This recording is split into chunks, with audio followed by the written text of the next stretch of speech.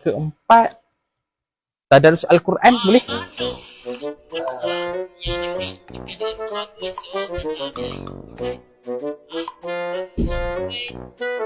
Nak buat pahala, goreng. Kalau goreng nak buat pahala goreng. Mek, jom tadarus. Hang ni waktu siang-siang macam ni lah nak main. Malam-malam sikit lah. Siang-siang ni orang tak larat. Dahaga.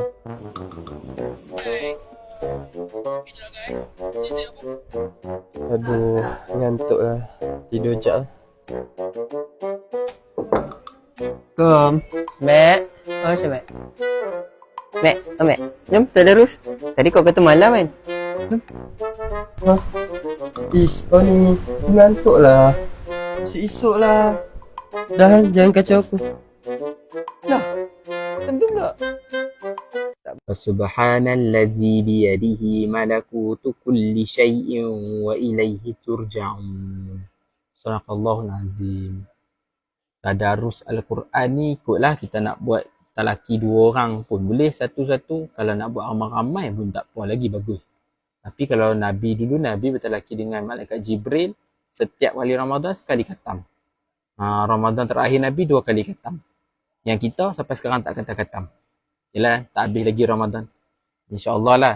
Kalau boleh sebelum habis bulan Ramadan ni kita boleh khatam dah. Pelan-pelan lah. Itu yang keempat. Dan yang kelima ni selalu sangat orang sebut ni, zikir. La ilaha illallah. La ilaha illallah.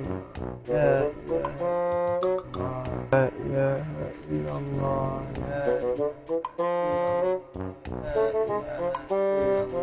La ilaha